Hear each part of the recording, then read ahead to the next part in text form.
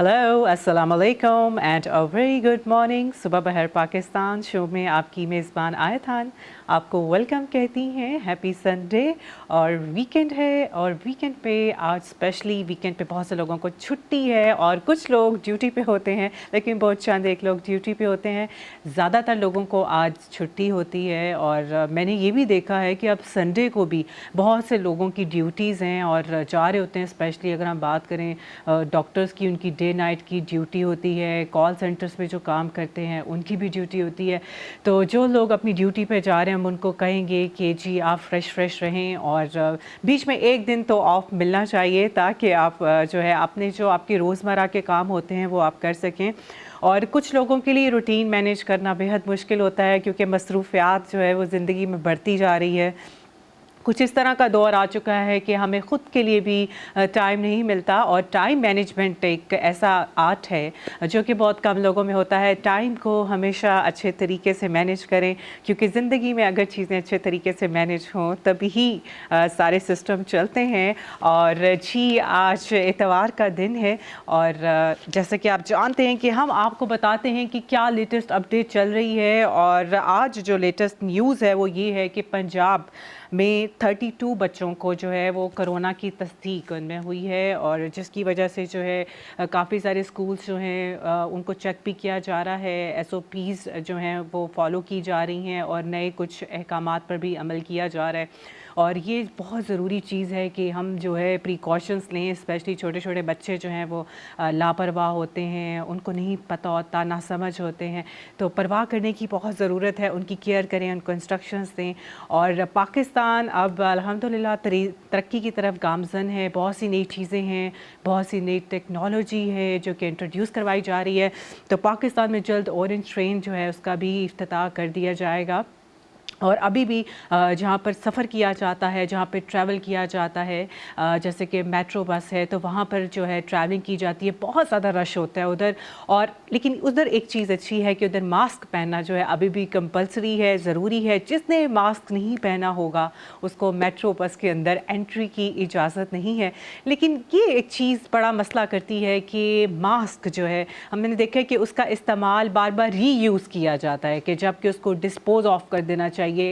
एक वक्त ऐसा आता है कि मास्क इस्तेमाल करने के काबिल की कंडीशन में नहीं रहता, वो इतना यूज़ हो चुका होता है या वैसे ही इतना गंदा हो चुका होता है कि वो फेंक देना चाहिए। लेकिन ये एक चीज़ देखने में आई है कि मास्क का बार बार इस्तेमाल, कभी अंदर से कभी बाहर से, कभी बाहर वाली जो साइड है वो अंदर की तरफ पहन ली जाती है, कभी अंदर वाली साइड बाहर की तरफ पहन ली जाती है। तो वो आपको बताएंगे कि जी आप मास्क का बेहतर इस्तेमाल कैसे कर सकते हैं, और आपको भी करना चाहिए ताकि आपकी सेहत जो है वो ठीक रहे, बची रहे। क्योंकि अभी कम्प्लीटली जो है ये चीज़ जो है कंट्रोल में नहीं आई है। और जहाँ तक मौसम के हवाले से बात करें तो मौसम आज भी गर्मी है, और कुछ इस तरह का मौसम है कि स्वेटिंग भी हो रही है, लेकिन शाम के बाद मौसम बेहतरीन हो जाता है। और बदलते हुए मौसम के साथ अपनी केयर ज़रूर करें, क्योंकि केयर ही जो है हमें बहुत सी चीज़ों से बचा सकती है।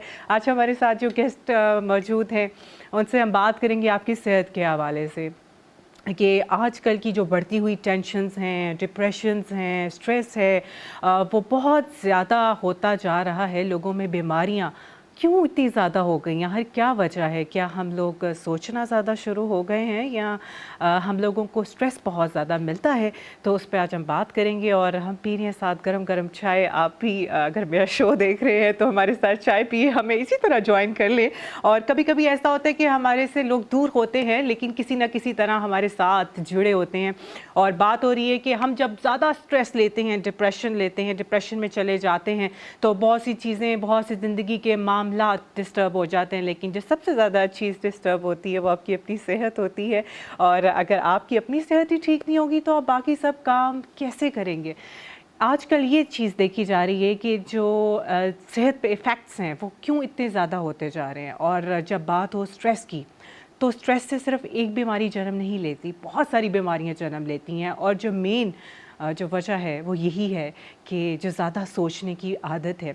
और पहले तो ये होता था कि जब लोग बहुत मैच्योर एज में होते थे तब उनको ऐसे मसले होते थे, शुगर का मसला होता था, दिल का मसला होता था, और बड़े मसाइल होते थे। लेकिन अब क्या चीज़ देखने में आ रही है कि अब यंग एज में इतने सारे मसाइल हो गए हैं, और अल्लाह रहम करे यंग एज में जब हार्ट अटैक की हम खबर सुनते हैं कि हार्ट अटैक हो गया है, तो हम शॉक्ड हो जाते हैं कि अभी हमने कल इस बंदे को देखा था, बिल्कुल ठीक था और बिल्कुल सेहतमंद लग रहा था, और अचानक से क्या हुआ। तो क्या हमारी जो इमोशनल इंस्टेबिलिटी है वो इफ़ेक्ट करती है, क्या इफ़ेक्ट करता है, इस पर बात करेंगे। तो आज हमारे साथ हमारे जो गेस्ट मौजूद हैं वो हैं जी ज़िया अशरफ चौधरी साहब हैं, जो कि बायो सेफ्टी एक्सपर्ट हैं, और वो स्पेशली उन्होंने ये जो वायरसेस होते हैं, डिज़ीज़ होते हैं, इनके लिए SOPs बनाते हैं ताकि हम कैसे वायरसेस से, डिजीज़ से बचे जा सकें। ये सिर्फ कोरोना नहीं बल्कि हवा में फैले हुआ कोई भी वायरस हो, कोई भी ऐसा जरासीम हो जिससे हमें परहेज़ करने की ज़रूरत है, तो ये बताते हैं कि आप उससे कैसे परहेज़ कर सकते हैं। और इन्होंने कोरोना के लिए भी बहुत सी SOPs इंट्रोड्यूस करवाई। आज हम उनसे बात करेंगे और उनसे पूछेंगे कि क्या वो समझते हैं कि क्या हम सही तरीके से फॉलो कर रहे हैं, क्या कोरोना ख़त्म हो गया है या हमें मज़ीद परहेज़ की ज़रूरत है। और उनके साथ जो हमारे दूसरे गेस्ट हैं वो हैं डॉक्टर शाहिद बशीर, जो कि कार्डियोलॉजिस्ट हैं, हार्ट स्पेशलिस्ट हैं, और उनसे हम बात करेंगे कि जो दिल के कमज़ोर लोग हैं वो कैसे अपनी केयर कर सकते हैं और इन बीमारियों से कैसे बचा जा सकता है जो दिन ब दिन हम पर हावी होती जा रही हैं। तो सबसे पहले हम डॉक्टर शाहिद को वेलकम कहेंगे शो पे। कैसे हैं आप? शुक्रिया जी, आपका बहुत बहुत शुक्रिया, आपने अपने प्रोग्राम में इनवाइट किया मुझे जी। और इनके साथ मौजूद हैं ज़िया अशरफ साहब जी, आपको वेलकम कहते हैं शो पर। Thank you very much for inviting me in your show. अच्छा ज़िया साहब, मुझे ये बताएं कि कोरोना जो है उसने तेज़ी से तबाही मचा दी पूरी दुनिया में, और 2020 ईयर जिसकी प्रिडिक्शन ये की गई थी कि ये बहुत सक्सेसफुल ईयर होगा और इसमें बहुत सी तब्दीलियां देखने को मिलेंगी और पॉजिटिव तब्दीलियां देखने को मिलेंगी, कि यानी कि बहुत तरक्की होगी पूरी दुनिया में।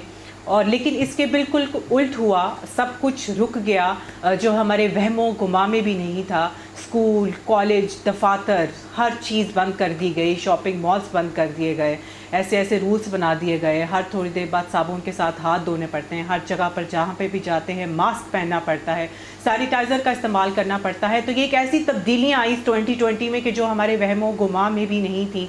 और सोशल डिस्टेंसिंग हम कभी तसव्वुर भी नहीं कर सकते थे कि हमें एक दूसरे से मिलने में इतना ज़्यादा सोचना पड़ेगा, हम एक दूसरे को अवॉइड करेंगे, हम कोशिश करेंगे कि हम ईद पर भी ना मिले।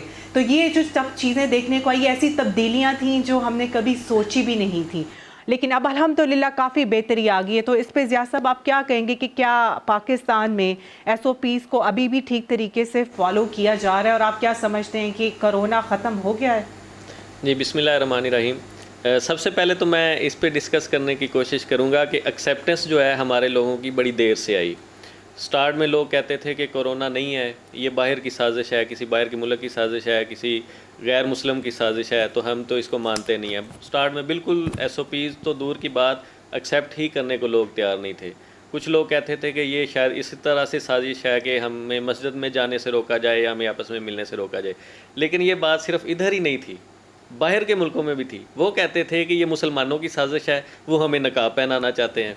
तो ये दोनों तरफ से चल रहा था, ये ह्यूमन नेचर है। स्टार्ट में एक्सेप्टेंस में लेट हुई, फिर आहिस्ता आहिस्ता जिस तरह से केस बढ़ते गए, किसी का अजीज़ कोई बीमार हुआ, कोई इन्फेक्ट हुआ, तो उसके बाद उनको आहिस्ता आहिस्ता से एक्सेप्ट हो गया कि ये कोरोना है। उसके बाद लोगों ने SOPs पे भी अमल करना शुरू कर दिया, एहतियात करनी भी शुरू कर दी। फिर माशाल्लाह से अल्लाह ताला का बड़ा करम हुआ कि कोरोना पाकिस्तान में ग्रेजुअली कम होता होता अब बहुत कम केस रह गए हैं एज़ कम्पेयर टू जो डेवलपिंग कंट्रीज़ हैं या जो हमारे हमसाया मुल्क हैं इंडिया में, उनमें बहुत ज़्यादा केस चल रहे हैं, अभी भी एक्सपोनेंशली बढ़ रहे हैं। लेकिन हमारी खुशकिस्मती है, अल्लाह ताला का करम है कि जो कोरोना है पाकिस्तान में आहिस्ता आहिस्ता कम होता गया। लेकिन इसका ये मतलब बिल्कुल नहीं है कि ये ख़त्म हो गया। देखिए, दुनिया एक ग्लोबल विलेज है। ग्लोबल विलेज का मतलब क्या कि आप 26 घंटे में दुनिया के एक कोने से दूसरी तरफ पहुँचे हुए होंगे। तो खुदा न खास्ता अगर किसी और मुल्क में वायरस है तो वहाँ से कोई ट्रैवलर इधर आ जाता है तो आप दोबारा से इन्फेक्ट हो सकते हैं। जब तक कि ये पूरी दुनिया से ख़त्म नहीं हो जाता तब तक हम नहीं कह सकते कि ये ख़त्म हो गया है। फिर अभी पाकिस्तान में भी केस थोड़े बहुत सामने आ रहे हैं। दूसरा, ये भी एक थ्योरी थी कि ये हीट की वजह से ख़त्म हो जाएगा, वो भी थ्योरी ख़त्म हो गई, मतलब ये किल ना हुआ हीट की वजह से। तो हमने ये समझना है कि वायरस है, लेकिन इसमें हमें एहतियात करने की अभी ज़रूरत है। बिल्कुल। और मुझे ये बताएं कि सबसे ज़्यादा जो वायरस है वो किस चीज़ से फैला है?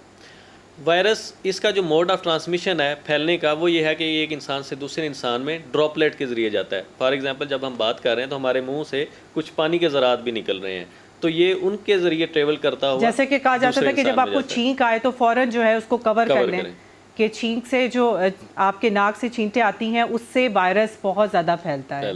और वायरस ट्रैवलिंग से भी बहुत ज़्यादा फैलता है। क्यों जी? बिल्कुल इस तरह है। क्या अभी ट्रैवलिंग जो है प्रिकॉशंस फॉलो की जा रही हैं? क्योंकि मुझे अभी एक हज़रात आए, उनकी फ़्लाइट थी, तो उन्होंने मुझे बताया कि एयरपोर्ट पे टोटली अब कोई प्रिकॉशंस फॉलो नहीं की जा रही, बल्कि चेक भी नहीं किया जा रहा जो पहले चेक किया जाता था। तो अगर बाहर से कोई बंदा आके यहाँ पर वायरस ले आता है, क्योंकि ट्रैवलिंग से बहुत ज़्यादा वायरस फैलता है, तो उस पर आप बताएँ कि क्या आप कहेंगे? बिल्कुल आपकी बात 100% ठीक है। जो वायरस है वो पाकिस्तान में आया ही फॉरेन से था, ट्रैवलिंग से आया था। ईरान से कुछ आए केसेस, कुछ चाइना से, या जिस तरह से भी ट्रैवलिंग के ज़रिए आया, तो ट्रैवलिंग के ज़रिए ही फैला है और फैलता है और फैल रहा है। तो ऑब्वियसली हमें बहुत ज़्यादा ज़रूरत है कि हम SOP वहाँ पे फॉलो करें। अब लोग फॉलो क्यों नहीं कर रहे? एक तो ये कि थोड़ा सा सेंसिटाइज हो गए हैं लोग, कि कहते हैं कोई नहीं खैर है, और दूसरी वजह ये है कि अब ज़रा रूल्स भी सख्त हो गए हैं कि जो भी ट्रैवलर ने एक कंट्री से दूसरे कंट्री जाना है वो पहले टेस्ट करेगा, अपने आप को टेस्ट कराएगा, नेगेटिव है पॉजिटिव है, अगर नेगेटिव है तो फिर वो ट्रेवल कर सकता है, अगर पॉजिटिव है तो ट्रेवल नहीं कर सकता। तो इस वजह से ज़रा कम हो गया SOP को फॉलो करना। अच्छा, मुझे ये बताएं कि जब टेस्ट की बात आई तो कहीं ऐसे लोग हैं जिनको फील हुआ कि उनके अंदर कोरोना के सिम्टम्स हैं, लेकिन कुछ ऐसी वजूहात, एक तो कोरोना का टेस्ट बहुत ज़्यादा कॉस्टली बताया जा रहा है, दूसरा ये बताया जा रहा था कि कुछ लैब में उसको पॉजिटिव बताया जाता है, कुछ में नेगेटिव बताया जाता है, यानी कि कोरोना के टेस्ट पे ही लोगों को यकीन नहीं था कि ये सही भी बता रहे हैं कि नहीं बता रहे, और उनको डर था कि अगर इन्होंने पॉजिटिव कर दिया तो कहीं हमें ले ना जाए, हमारी फैमिली को सील ना कर दिया जाए। इस तरह के जो खौफ थे उसकी वजह से काफ़ी लोगों ने अपने घर में ही ट्रीटमेंट्स कर लिए। तो मुझे बताएं, कुछ लैब में टेस्ट सही होते हैं, कुछ में ख़राब होते हैं और इतने कॉस्टली होते हैं कि हर बंदा तो अफोर्ड ही नहीं कर सकता। तो इसकी क्या वजह, आप क्या समझते हैं? क्या इसका टेस्ट रीज़नेबल नहीं होना चाहिए था? जितनी ये बीमारी फैली है, क्या हमें अपने मुल्क से सिंसियर होकर इसका टेस्ट नॉर्मल प्राइस में नहीं रखना चाहिए था? जी absolutely, I agree with you. और जो हमारा कौमी अदारा सेहत है NIH है, उसने जो भी टेस्ट परफॉर्म किए हैं वो सारे फ्री ऑफ कास्ट थे। जो DHQ THQ लेवल से सैंपल आते रहे हैं वो फ्री ऑफ कास्ट होते रहे हैं। ऑब्वियसली जो प्राइवेट सेक्टर में थे उन्होंने अपना कॉस्ट लेनी थी, वो ज़ाहिर थोड़ा सा बिजनेस प्रॉस्पेक्ट भी होता है, वो उसमें शामिल था। लेकिन जो मोस्ट ऑफ दी जो मेजॉरिटी ऑफ टेस्ट है वो NIH ने किए हैं, उसमें वो फ्री ऑफ कास्ट करते रहे हैं। दूसरी बात आती टेस्ट की रिलायबिलिटी की, कि लोग कहते थे कि हमने एक जगह से कराया वो नेगेटिव आ गया, दूसरी जगह से कराया तो पॉजिटिव आ गया, या गवर्नमेंट से कराया तो पॉजिटिव आ गया। करवाए वो तो खुद बड़े कंफ्यूज थे कि उनको कोरोना हुआ या नहीं हुआ है या नहीं हुआ। जी, तो इसमें सैम्पलिंग जो है ना वो बड़ी मैटर करती है। सॉरी, 67 to 75% जो है इसकी सेंसिटिविटी है। मतलब ये कि अगर कोई बंदा पॉजिटिव भी होगा तो चांस है कि 60 से 70% उसका रिजल्ट पॉजिटिव आएगा, 30 से 35% हो सकता है फिर भी नेगेटिव आ जाए, क्योंकि हम सैंपल सही बात का कलेक्ट नहीं कर पाते, या सैंपल जब ट्रांसपोर्ट होता है उस दौरान वायरस किल हो सकता है। ये वायरस जब बॉडी से बाहर होता है ना तो ये बड़ा सेंसिटिव होता है, आराम से किल हो जाता है। तो बॉडी के जब अंदर हो तब तो किल नहीं होता, बाहर जो टेम्परेचर है वो इसको किल कर सकता है, सोप है वो इसको किल कर सकता है। तो जो ट्रांसपोर्टेशन थी या सैम्पलिंग थी उसकी वजह से ये वेरिएशन आती रही है कि टेस्ट कहीं पॉजिटिव आ रहा था, कहीं नेगेटिव आ रहा था। राइट जी, हमारे साथ हमारे जो दूसरे गेस्ट डॉक्टर शाहिद हैं जो कि हार्ट स्पेशलिस्ट हैं, हम उनसे बात करेंगे कि दिल दिन ब दिन कमज़ोर होता जा रहा है, क्या वजह है? दिल की बीमारियाँ बहुत ज़्यादा होती जा रही हैं और इसकी आप क्या वजह बताएंगे कि एक ऐसा मर्ज़ है जो कि तेज़ी से फैल रहा है और बल्कि यंग एज के लोगों में भी ये मर्ज़ फैलता जा रहा है? देखें, ये वाकई एक डायलेमा है, लेकिन ये भी तो हकीकत है कि दिल जो है वो उसको ही जो कहा गया है कि it's a very crucial and vital organ of the body. वो कहते हैं दिल बादशाह है, बाकी सारे अज़ा जो हैं वो उसके ग़ुलाम हैं।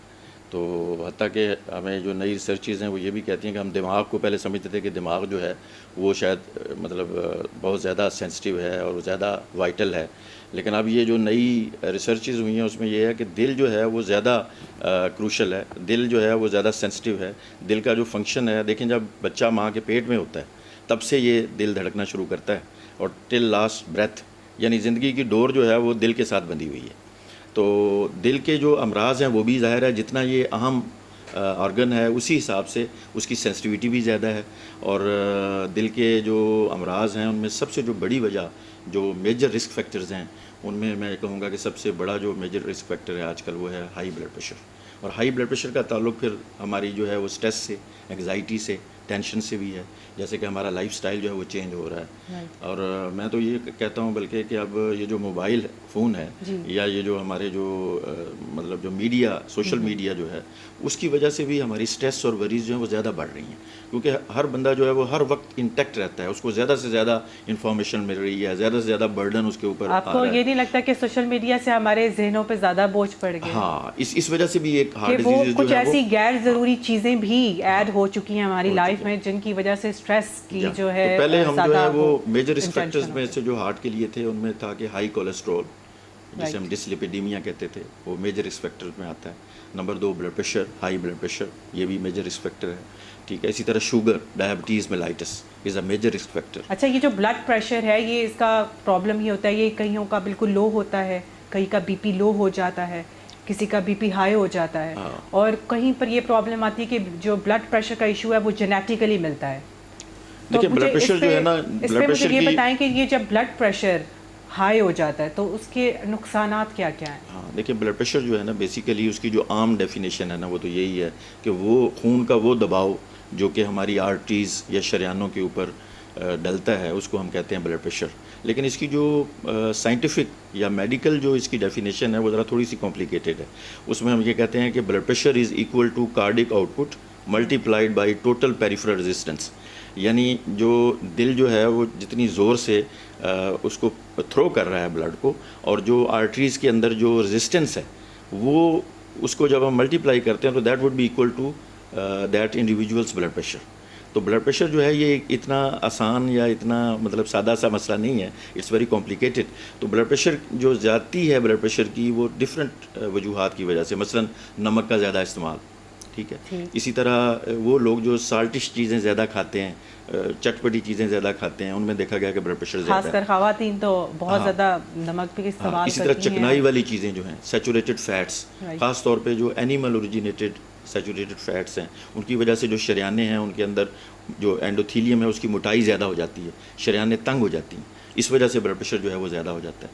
तो ब्लड प्रेशर की काफ़ी सारी वजूहात हैं और उन वजूहात को हमें रिमूव करना चाहिए ताकि हम ब्लड प्रेशर का जो है वो सही तरह ट्रीटमेंट कर सकें। लेकिन वैसे अगर देखा जाए तो ब्लड प्रेशर की 90% जो है इसकी वजह मालूम नहीं है, इसीलिए हम इसको कहते हैं प्राइमरी हाइपरटेंशन, जो जिसकी वजह मालूम नहीं है। सिर्फ 5% या 10% ऐसा ब्लड प्रेशर है जिसकी वजूहात हमें मालूम है, और उनमें आप हैरान होंगे कि सबसे बड़ी जो वजह है ब्लड प्रेशर की दुनिया में वो किडनी डिजीज़ है। अच्छा। यानी गुर्दों की वजह से जो ब्लड प्रेशर जो है वो ज़्यादा होता है, जो नॉन वजूहात। ब्लड प्रेशर से क्या ताल्लुक है जी?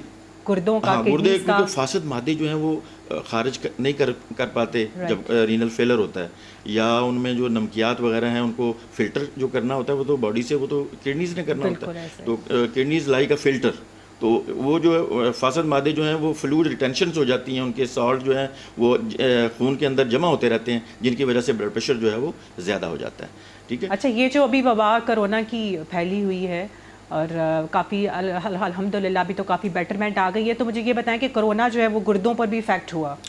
हाँ, कोरोना के, बल्कि मैं ये यहाँ अपने नाजरीन के लिए बताना चाहूँगा कि कोरोना जब शुरू में आया है इन जनवरी फरवरी, तो उस वक्त आम जो लोगों के भी जहन में थे और हम डॉक्टर्स भी हम यही समझते थे कि इसका जो ज़्यादा इफेक्ट है वो लंग्स के ऊपर है, फेफड़ों के ऊपर, क्योंकि इससे सांस फूलता था लोगों का, ठीक है, इससे सांस का उखड़ जाना, हाँ, इसमें नमूनिया टाइप या ARDS हम कहते हैं अपनी मेडिकल लैंग्वेज में, एक्यूट रेस्पिरेटरी डिस्ट्रेस सिंड्रोम्स, जिसमें ऑक्सीजन की कमी हो जाती है या फिर बाज़-औक़ात मरीज़ को जो है वो सीवियर हालत में वेंटिलेटर पे भी डालना पड़ता था, तो यही था। लेकिन बाद में ये पता चला आहिस्ता आहिस्ता कि जो डेथ्स हो रही हैं उनमें हार्ट ज़्यादा इन्वॉल्व हो रहा है, बल्कि अमेरिका में और जो कोरिया वगैरह में जब शुरू में मॉर्टेलिटी रेट बहुत ज़्यादा था, तो जब उन्होंने ऑटोप्सीज़ की, यानी जो लोग फौत हो चुके थे उनकी जब ऑटोप्सीज़ की, तो वहाँ से पता चला कि इसका जो कोरोना का इफ़ेक्ट है वो ज़्यादा जो है वो हार्ट के ऊपर हो रहा है। हार्ट के ऊपर किस तरह हो रहा था कि जब ये कोरोना जो है एक्चुअली असल में जब जाता है, दैट इज़ अ वायरस ना, तो वायरस जो है वो जाता था तो जाके जो लंग बेड्स थे, अल्वेओलाई जिसे हम कहते हैं, यानी फेफड़ों के जो बेड्स हैं वहाँ पे जाके ये शरियानों के ऊपर जो एंडोथीलियम होता है हमारा उस पे जाके एक्ट करता था, तो वहाँ से बहुत सारे एंजाइम्स भी निकलते थे, ठीक है। और ये जो सबसे जो इसका जो जो मेजर डैमेजिंग थी वो इस तरह होती थी कि ये जो हीमोग्लोबिन का जो हीम पार्ट है उसके साथ ये मिल के इसका आरएनए जो है वायरस का, तो वो एक ऐसा जिसे कहते हैं नाइडस बना देता था, एक ऐसी काज बना देता था कि जिसकी वजह से ऑक्सीजन कैरिंग जो कैपेसिटी है ब्लड की वो ख़त्म हो जाती थी। तो और आपको पता है कि जो भी ऑर्गन हैं, वाइटल ऑर्गन्स, मसलन दिमाग है, दिल है, गुर्दे हैं, उनमें जो दो चीज़ें हैं वो तो उनके लिए यानी खुराक है, वो क्या है, एक ऑक्सीजन और नंबर 2 ब्लड। ऑक्सीजन जो है वो ब्लड के जरिए जाती है, जहाँ जहाँ सर्कुलेशन होती है ब्लड की, तो उसका फंक्शन यही है कि दैट कैरी ऑक्सीजन। तो ये जो वायरस है ये वहाँ अल्वेओलाई में जाके ऑक्सीजन कैरिंग कैपेसिटी जो है ब्लड की वो ख़त्म कर देता था। उसकी वजह से हाइपोक्सिक इंजरी जिसे हम कहते हैं, यानी जितने भी सेल्स होते थे, मसलन मायोसाइट्स जो थे, दिल के जो खुलियात उन्हें मायोसाइट्स कहते हैं, तो मायोसाइट्स जो हैं वो डैमेज होना शुरू हो जाते थे, उनमें इन्फ्लेमेशन शुरू हो जाती थी, सोजश शुरू हो जाती थी और इन्फेक्शन शुरू हो जाती थी, जिसे हम मेडिकल लैंग्वेज में मायोकार्डाइटिस कहते हैं, और या कार्डियोमायोपैथी। तो ये सारी चीज़ें जब हो जाती थी तो उसकी वजह से फिर जो डेथ थी उनका रेट ज़्यादा हो गया। यानी कोरोना की वजह से लंग्स जो थे वो तो अलग डैमेज हो रहे थे, लेकिन हमें बाद में पता चला कि दिल के ऊपर भी बहुत ज़्यादा इसके इफ़ेक्ट्स हो रहे हैं, और ज़्यादा जो मॉर्टेलिटी रेट था, जो ज़्यादा डेथ्स थी, वो हार्ट की वजह से हो रही थी। तो हार्ट के ऊपर ये 2-3 तरह से, मायोकार्डाइटिस की वजह से, कार्डियोमायोपैथीज़ की वजह से, और कोरोनरी आर्टरीज जो हैं उनकी ब्लॉकेज ज़्यादा बढ़ गई थी, जो कोरोना के वायरस थे पेशेंट थे। तो ये सारी चीज़ें देखते हुए हमें कोरोना के ऊपर जो है वो हमें कंट्रोल करना चाहिए, कोरोना के ऊपर कंट्रोल करना चाहिए। जी नाजरीन, आपसे बात करें आपके दिल के हवाले से कि आप अपने दिल को कैसे तंदुरुस्त रख सकते हैं, कैसे मजबूत रख सकते हैं। और इसके साथ हमारे जो दूसरे गेस्ट हैं उनसे हम बात करें कि क्या SOPs को पाकिस्तान में फॉलो किया जा रहा है। इसको मज़ीद कंटिन्यू करेंगे। अभी इस ब्रेक पे जाते हैं, अभी एक छोटा सा ब्रेक लेते हैं और उस पर आपको सुनाते हैं एक अच्छा सा song. Stay tuned.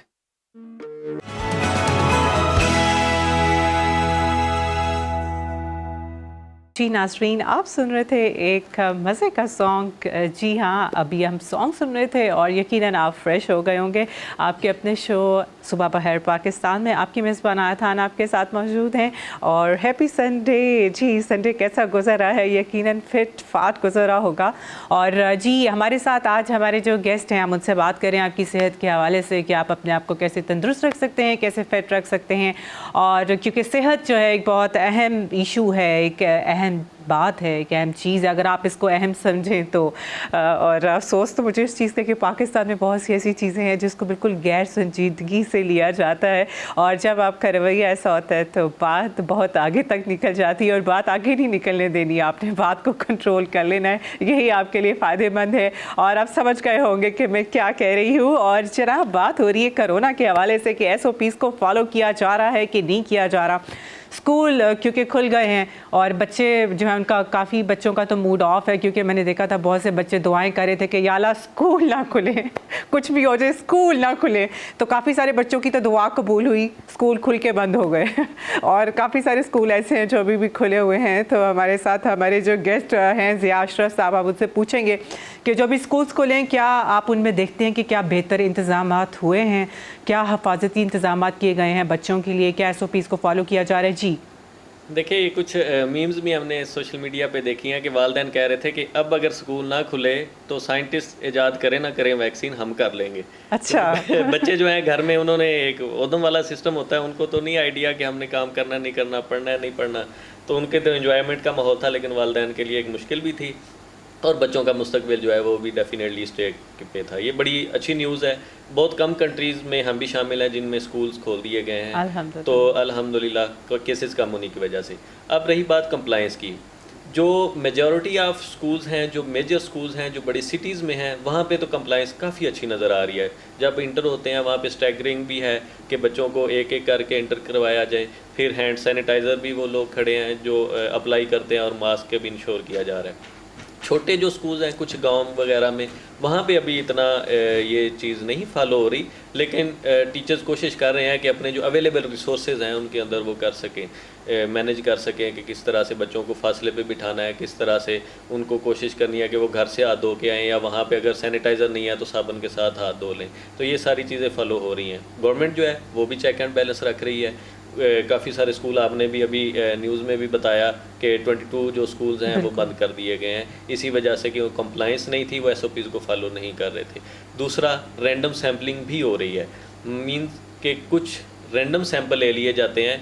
For example एक स्कूल में 100 लोग हैं तो उनमें से कोई 5 या 10 लोगों के सैंपल ले लिए जाते हैं, ठीक, उनको टेस्ट किया जाता है, बेशक उनमें सिम्टम्स हैं या नहीं है कि आया कि यहाँ पे कोरोना प्रीवेल कर रहा है या नहीं कर रहा। अगर किसी एक में भी आ जाता है तो फिर उसको उस तरह से उस स्कूल को सील कर दिया जाता है, सील कर दिया जाए या उनको दूर कर दिया जाए, जो भी जिसमें आ जाता है। वो डिपेंड करता है कॉन्टैक्ट के साथ। अगर वो बंदा फर्स्ट टाइम आया, अभी किसी के साथ कॉन्टैक्ट नहीं हुआ तो फिर इशूज़ नहीं है। अगर वो ज़ाहिर है लगातार आ रहा है, उसने SOPs भी फॉलो नहीं किए थे, तो फिर ज़ाहिर है चांसेस हैं कि किसी और को भी हो गया होगा। तो जो वर्किंग प्लेसेस हैं जहाँ पर काम कर, जैसे दफातर हैं, कारोबारी मामलात हैं, तो वहाँ पर आप लोगों को कैसा देख रहे हैं? क्या लोग परहेज़ कर रहे हैं या छोड़ दिया, उन्होंने कहा बस अब कोरोना गया?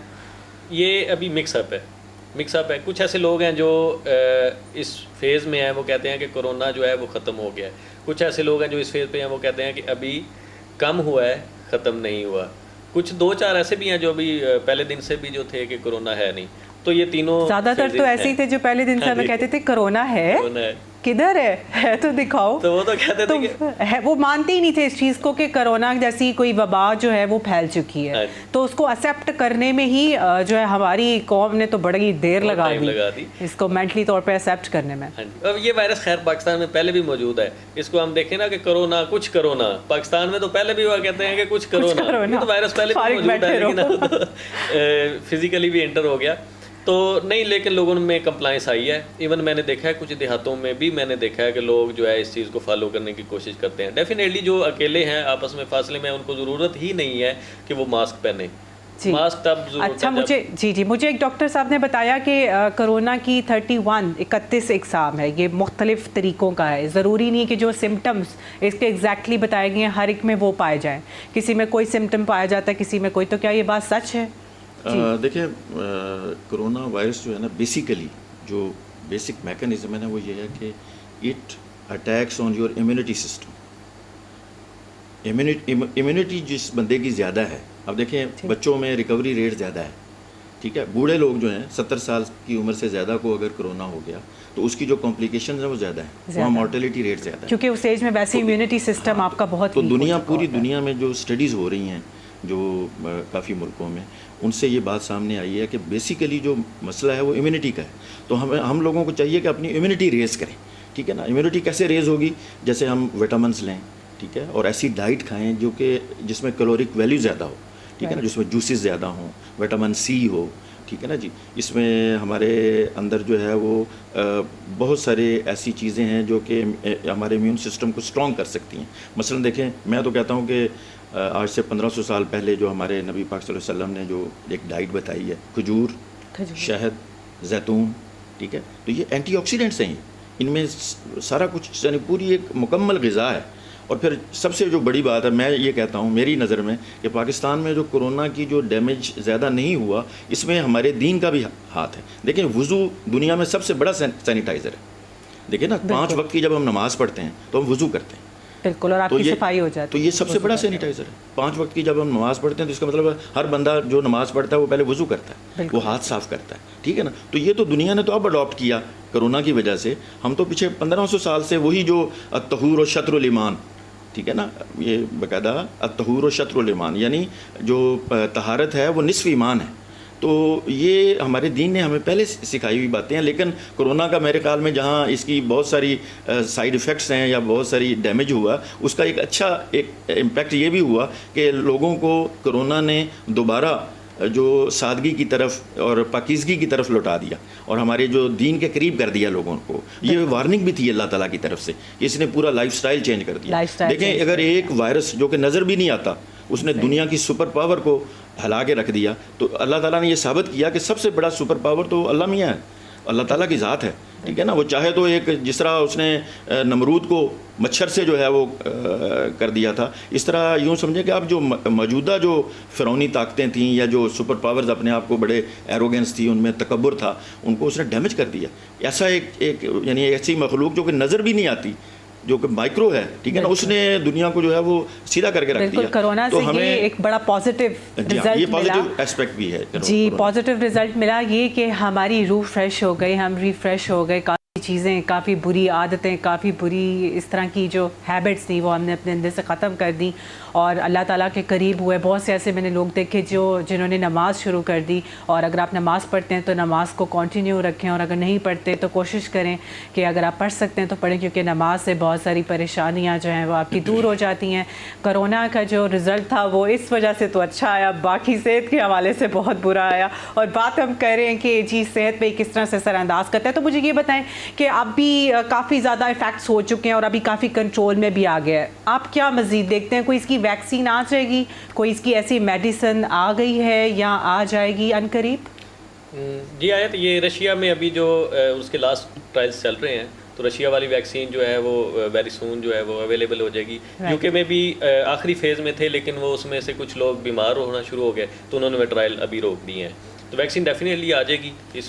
इसकी वैक्सीन आएगी तो ही जो परमानेंट है इसका सोल्यूशन तभी निकलेगा। बाकी आप बात कर रही थी 31 जो उसकी टाइप्स हैं, तो जो कोरोना है ये एक्चुअली एक फैमिली है। इसमें मोर देन 30 जो है इसकी किस्में हैं या जीनसेस हैं।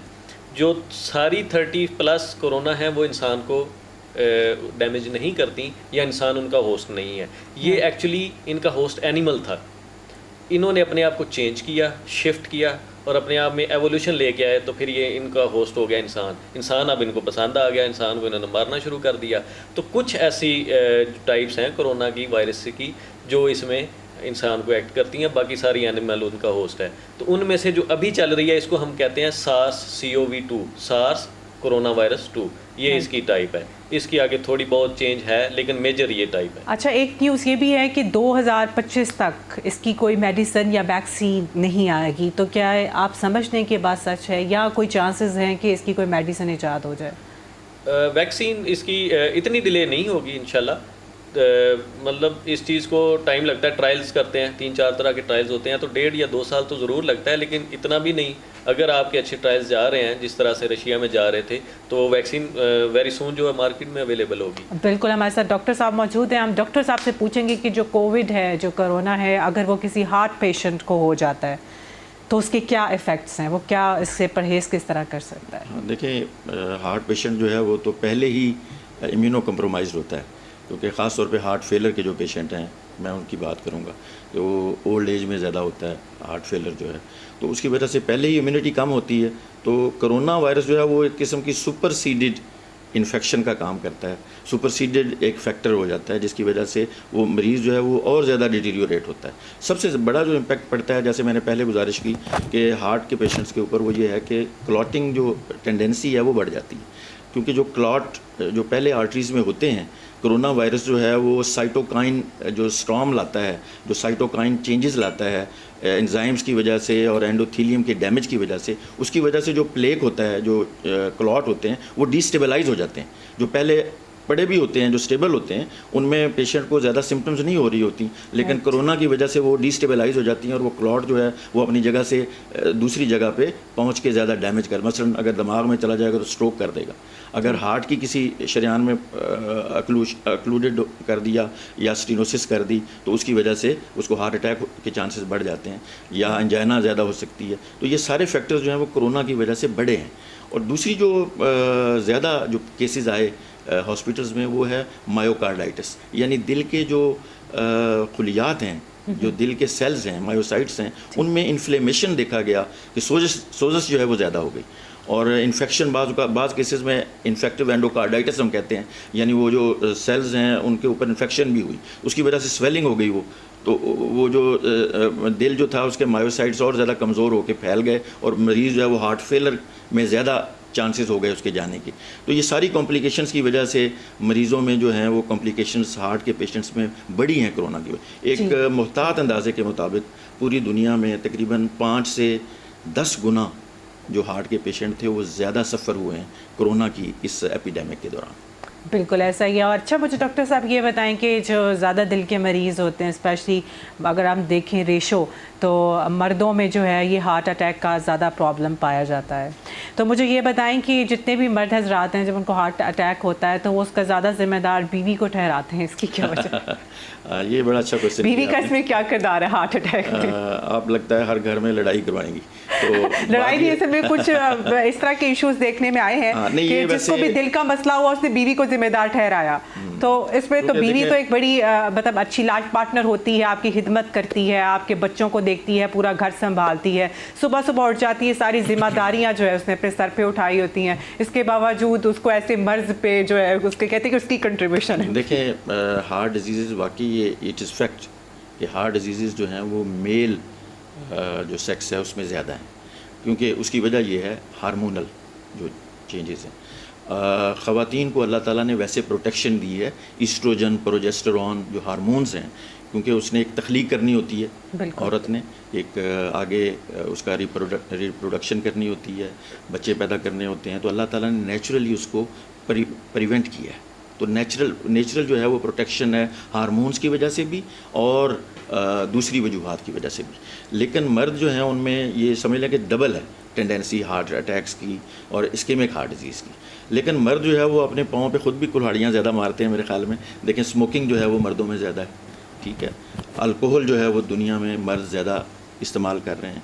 और मर्दों बेचारों को, जैसे आपने कहा कि बीवी की वजह से, तो मेरा ख्याल है कि सबसे ज़्यादा जो टेंशन होती है घर में, जो जिम्मेदारी होती है वो मर्द पे ज़्यादा होती है। तो मर्द जो है वो बाहर भी फ़ाइट कर रहा होता है और फिर अंदर भी, घर के अंदर भी उसको एक सियासत का सामना करना पड़ता है बाज़ औक़ात। या ख़वातीन जो हैं वो मेरा ये ख्याल है कि होम मिनिस्ट्री कहना चाहिए बीवी को।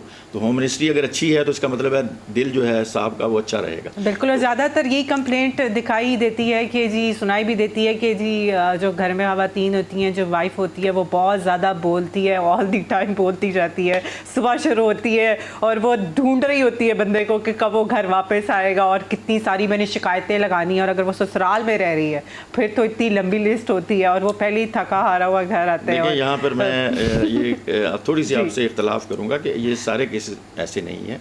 हमारी बाज़ ख़वातीन जो हैं वो मैंने देखा है कि बहुत ज़्यादा अच्छा घर को संभाल रही होती हैं। मर्द जो है वो बेचारा, मर्द को वैसे स्ट्रेस बाहर की क्योंकि ज़्यादा होती है और कारोबारी स्ट्रेस और जो प्रोफेशनल स्ट्रेस हैं वो, फिर ये आजकल जो आपको पता है कि बहुत सारे और फैक्टर्स भी शामिल हो गए हैं। अब देखें, किसी घर में भी मेरा ये ख्याल है कि बिल्स जो हैं, अब वो बिजली का बिल हो, सुई गैस का बिल हो, या कोई भी जितने भी हमारे जो एक्सपेंसेस हैं वो भी बढ़ गए। तो मर्द जो है वो बेचारा बाहर के स्ट्रेसेस की वजह से ज़्यादा परेशान होता है। जब वो घर में आता है तो बीवी कोशिश ज़रूर करती हैं ख़वातीन कि वो सही रहे। और मेरा ये ख्याल है कि ब्लड प्रेशर और हार्ट डिजीज़ में जो एक अब जो कमी आ रही है, जो ज़्यादातर, उसमें सबसे जो बड़ा रोल है वो हमारी ख़वातीन का है। कि जो ख़वातीन जो घर जो है अच्छी तरह संभाल रही हैं, अब ये बेहतरी की तरफ जा रहा है। कोरोना के बाद की ख़ास तौर पर मैं बात कर रहा हूँ, ये SOPs जब से फॉलो किए हैं, बच्चे जो है हमारे वो बड़े रेगुलर हो गए। मैंने देखा हाथ शाथ धोना, बच्चों में भी बड़ी मिसवाक करना या टूथब्रश करना, ठीक है ना। और लाइफ स्टाइल जो है वो आहिस्ता आहिस्ता अच्छा हो रहा है, बेहतर हो रहा है। तो इस वजह से मेरा ये ख्याल है कि we should to be optimistic rather than the negative minded. तो इंशाल्लाह चीज़ें बेहतरी की तरफ जा रही हैं और बेहतर होंगी इंशाल्लाह। जी, हमारे साथ ज़िया अशरफ साहब भी मौजूद हैं। अच्छा, मुझे ये बताइए कि बहुत सी ऐसी तहकीक सामने आई जब ये वायरस आया, बहुत सी ऐसी न्यूज़ हमने सोशल मीडिया में देखी जहाँ पर ऐसी वीडियोस भी दिखाई गई कि ये मैन मेड वायरस है, ये वायरस ख़ुद से बनाया गया। कुछ लोगों का कहना था कि नहीं, ये वैसे ही फैल गया है। कुछ लोगों का ये कहना था कि कुछ जानवरों की वजह से ये फैला है। तो मुझे ये बताएं कि ये मैन मेड वायरस है या ये ख़ुद से फैला है? अच्छा, किसी जानवर से फैला है, कहीं से और से जरासीम आया है, क्या है ये एक्चुअली? बिल्कुल, ये बड़ा हॉट इशू भी है। मतलब जो टॉप के कंट्रीज़ हैं वो एक दूसरे पे ब्लेम भी कर रहे हैं कि ये एक कंट्री कह रहा है कि दूसरे ने फैलाया, दूसरा कह रहा है कि उन्होंने बना के हमारे ऊपर छोड़ा। इसमें कोई दूसरी राय नहीं कि जो साइंस जो है इस वक्त यहाँ तक पहुँच चुकी है कि चीज़ें मैन्युफैक्चर हो सकती हैं, इसमें कोई दूसरी राय नहीं।